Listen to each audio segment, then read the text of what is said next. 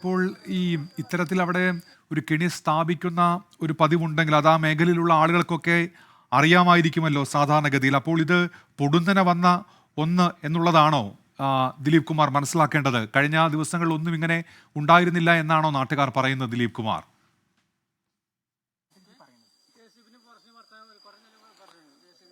ഉന്മേഷ്, ഇതില് നാട്ടുകാർ തന്നെ ഈ കാര്യത്തിൽ അവർ പ്രതികരിച്ചേക്കും. ഇതിങ്ങനെ ഈ ഫെൻസിങ്ങുകളൊക്കെ നേരത്തെ ഉണ്ടായിരുന്നു ഈ സ്ഥലത്ത്, സാധാരണ ഈ വന്യമൃഗങ്ങളിൽ നിന്ന് അവരുടെ ഭൂമിയെ സംരക്ഷിക്കാനും വിളകൾ സംരക്ഷിക്കാനും. ഇതിപ്പോ അതിനൊന്നുമല്ല സാർ ഇത് വെച്ചിക്കണേ. ഇത് സംഭവം തന്നോ, ഇത് പന്നിയാളെ പിടിച്ചാൽ വേണ്ടി വെച്ചാണ് സംഭവം.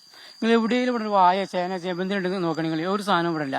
അവിടെ കുറ്റി അടിച്ചാണ് വെച്ചിക്കണേ. അത് വ്യക്തി ഏതോ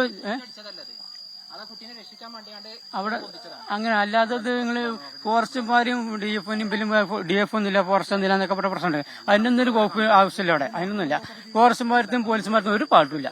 ഇത് ആൾക്കാർ പന്നിനെ മൂക്കലാക്കാൻ വേണ്ടി കാട്ടിയതന്നെ. അതിൽ പാവപ്പെട്ടാണ്ട് കുട്ടികൾ പെട്ടു, അത്രേ ഉള്ളൂ. പക്ഷെ വേറെ ഒന്നുമില്ല. അത് ആരായിരിക്കാം ഇത്? കാരണം വൈദ്യുതി ഈ പരിസരത്തെ ആൾക്കാർ, ഈ പുത്രപ്പാടത്തിലെ പരിസരത്തെ ആൾക്കാർ അത് പോയി ആരെയും സംസ്ഥാനം പിടിച്ചാണ്ട് പൊട്ടിച്ച കാര്യങ്ങളൊക്കെ അറിയും. അത്രയുള്ള വിഷയം. അല്ലാതെ നിങ്ങൾ DF ഒന്നുമില്ല, ഫോറസ്റ്റ് ഒന്നുമില്ല, KCB-ക്കാരെ കുറ്റം പോറും. എന്തിനാ അതിനൊക്കെ ആവശ്യം? വെച്ച ആൾക്കാരെ ഞങ്ങൾ ഈ നാട്ടിൽ ജനിച്ചോളാം, ഞങ്ങൾക്ക് അറിയത്. അത്രയുള്ള വിഷയം. വേറെ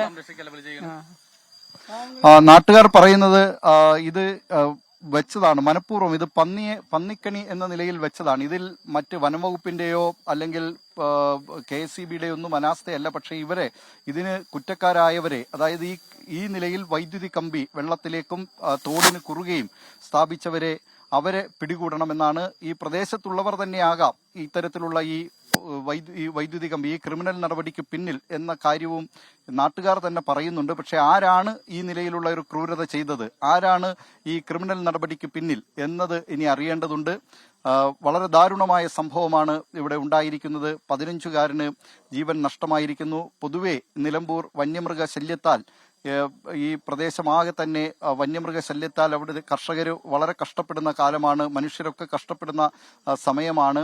അതിനിടെയാണ് ഇത്തരത്തിലൊരു ദാരുണ സംഭവം ഉണ്ടായിരിക്കുന്നത്. ഇത് പക്ഷേ കൃഷി വിളകൾ സംരക്ഷിക്കുന്നതിനോ കാർഷികോൽപ്പന്നങ്ങൾ സംരക്ഷിക്കുന്നതിനോ അവരുടെ ഭൂമി സംരക്ഷിക്കുന്നതിനോ വേണ്ടി ഉണ്ടാക്കിയിട്ടുള്ള സാധാരണഗതിയിൽ കാണുന്ന തരത്തിലുള്ള ഫെൻസിംഗ് അല്ല. ഇനി എന്താണ് ഇതിന്റെ പിന്നിൽ, ആ നിലയിലുള്ള എന്തെങ്കിലും ലക്ഷ്യമുണ്ടായിരുന്നോ എന്നതൊക്കെ അറിയേണ്ടതുണ്ട്. അല്ലാതെ സാധാരണഗതിയിൽ കാണുന്ന ഫെൻസിംഗ് അല്ല. നാട്ടുകാർ തന്നെ പറയുന്നത് തൊട്ടപ്പുറത്തുള്ള ഈ സ്വകാര്യ വ്യക്തിയുടെ വസ്തുവിൽ ആ നിലയിലുള്ള കാർഷിക ഉൽപ്പന്നങ്ങളൊന്നും ഇങ്ങനെ പെട്ടെന്ന് പന്നികൾക്കൊക്കെ ആക്രമിക്കാൻ കഴിയും വിധമുള്ള, പന്നികൾക്ക് ഭക്ഷിക്കാൻ കഴിയും വിധമുള്ള കാർഷികോൽപ്പന്നങ്ങൾ ഉണ്ടായിരുന്നില്ല എന്നതാണ്. ഏതായാലും ഇതൊരു വളരെ ക്രൂരമായ നടപടിയാണ് എന്ന് തന്നെ പറയേണ്ടിയിരിക്കുന്നു. വളരെ ക്രൂരമായ ഈ നടപടിക്ക് പിന്നിൽ പ്രവർത്തിച്ചത് ആര് എന്നത് സംബന്ധിച്ച് ഇനി അന്വേഷണത്തിൽ വ്യക്തമാകേണ്ടതുണ്ട്. ഉന്നത പോലീസ് ഉദ്യോഗസ്ഥർ സ്ഥലത്തെത്തിയിട്ടുണ്ട്. അവർ ഈ സ്ഥലം ഇപ്പോൾ സീൽ ചെയ്തിരിക്കുകയാണ്. ക്രൈം സീൻ ഇപ്പോൾ സീൽ ചെയ്തിട്ടുണ്ട്. ഇനി കൂടുതൽ അന്വേഷണം ഇതുമായി ബന്ധപ്പെട്ട് നടക്കേണ്ടതുണ്ട്.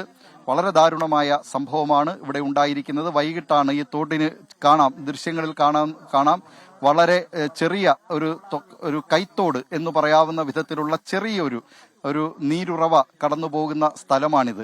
അവിടെയാണ് ഇതിന് തൊട്ടപ്പുറത്ത് ഏതാണ്ട് ഒരു 200 മീറ്റർ അപ്പുറത്ത് നിന്ന് കുട്ടികളടങ്ങിയ സംഘം അവർ ഈ ചെറിയൊരു വലയുമായി മീൻ പിടിച്ച് വന്നത്.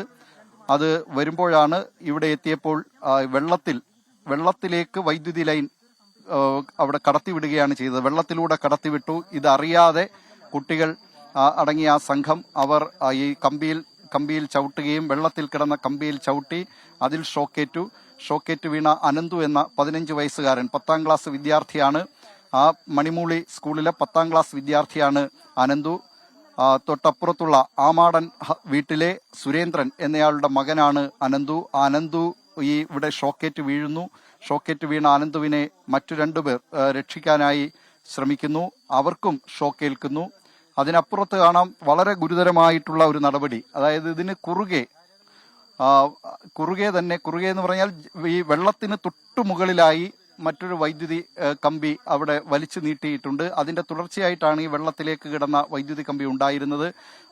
ഇതൊരു തൊട്ടപ്പുറത്തുള്ള വൈദ്യുതി പോസ്റ്റിൽ നിന്നാണ് ഈ നിലയിൽ വൈദ്യുതി ഇവിടേക്ക് കൊണ്ടുവന്നതെന്നാണ് ഇപ്പോൾ ലഭിക്കുന്ന വിവരം. കാരണം ഈ വനപ്രദേശമാണിത്. വനപ്രദേശത്തു കൂടിയാണ്, വനഭൂമിയിലൂടെയാണ് ഇത് എത്തിച്ചിരിക്കുന്നത്. കൊടും കാടാണ് തൊട്ടപ്പുറത്ത്. അതിലൂടെയാണ് ഈ നിലയിൽ ഈ വൈദ്യുതി കമ്പി കൊണ്ടുവന്നിരിക്കുന്നത്. ഇതിനപ്പുറം ഈ കൈത്തോടിനപ്പുറം സ്വകാര്യ വ്യക്തികളുടെ ഭൂമിയാണ്. ഏതായാലും ആരാണ് ഇതിന് പിന്നിൽ എന്നത് അറിയേണ്ടിയിരിക്കുന്നു. 15-കാരന് ജീവൻ നഷ്ടമായിരിക്കുകയാണ്. ഉന്മേഷ്.